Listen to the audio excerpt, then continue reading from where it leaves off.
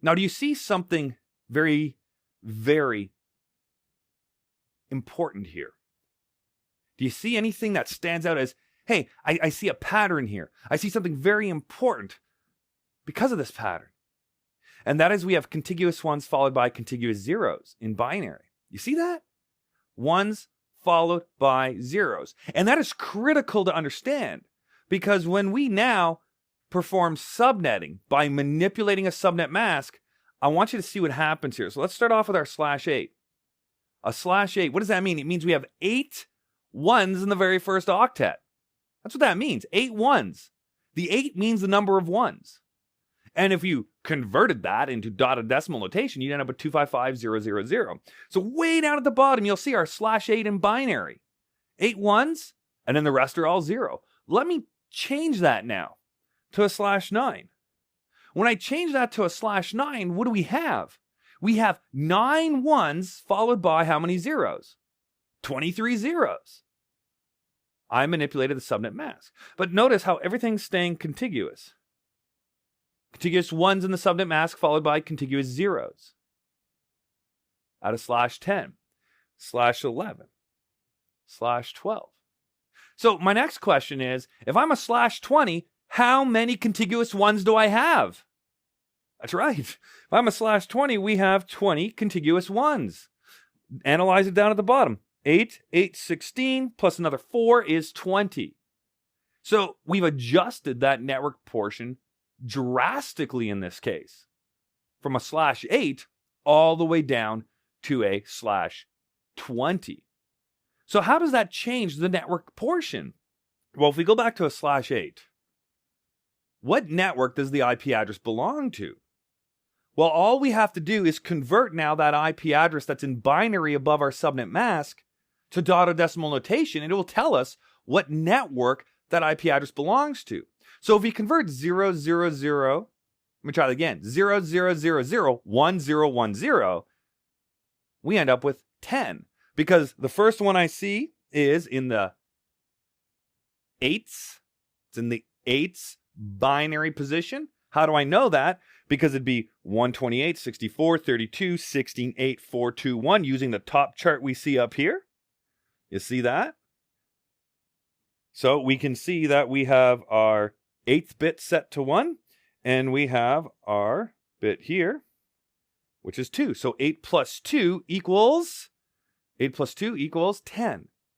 Now the rest ends up being all 0 because the zeros say it's the host portion. So you just zero it all out. So that means 10.167.63.45 right now with this subnet mask resides in the 10.0.0.0 network. But if we start manipulating our subnet mask, let's go to /9 now. What is the first octet? The first octet's still 10, but notice here that we now have a new network bit. The new network bit in the second octet says that we must use that IP address bit as a network ID. Well, what is the value of that in decimal? It's 128. So now 10.167.63.45 lives in the 10.128.0.0 network. If we go to /10, it still lives in the 10.128.0.0 network because this 0 here is 0. It doesn't have a decimal equivalent to it. It only has a decimal equivalent to it if it's a 1. So let's go one more now to a /11. When I go to a /11, you see that 1 in the IP address appear now? 101 in that IP address. So we still have 10 in the first octet, but now we have 128 plus 0 plus 32. What's 128 plus 32? 160. So now by going to a /11, we now know that 10.167.63.45 with this subnet mask of a /11 lives in the 10.160.0.0 network. So you can see how by changing the subnet mask changes where that IP address lives, where its network is, the street it lives on. So as we keep manipulating subnet mask, we can really change where that IP address lives, thereby creating more subnets, creating more networks that we can deploy within our organization. And the key here is to make sure that everything stays contiguous. Contiguous ones followed by contiguous zeros. And if you understand that concept, it means that we can only have so many values per octet. That's right, we can only have so many values per octet. We can have a value, for example, 0 within an octet. We can have a value of 0 within an octet. We can see zeros down here, zeros down here. So if they're all zeros in binary, we have a value of 0. And then if we borrow one bit, for example, let's go to /17. There's one bit in that octet. What do you end up with? 128, as we see right here. And then what if you have 2 bits in that octet? You now have 192. What if you have 3 bits in the octet? 224. And then we have 240. And then we have 248. And then we have 252. And then we have 254. And then we go back to 255. So as you can see here, contiguous ones followed by contiguous zeros, you're just adding up now the decimal values of those binary bit positions based on that chart. So is it a good idea to memorize that chart? Of course it is. It's a great idea. How could you start memorizing this to keep it simple on yourself? Well, the first thing that I've always done is I've always memorized the middle value, 240. Why is that? Well, I know all zeros, okay? Memorize all zeros is 0. That's simple. Memorize all ones is 255. That's simple. 0, 0.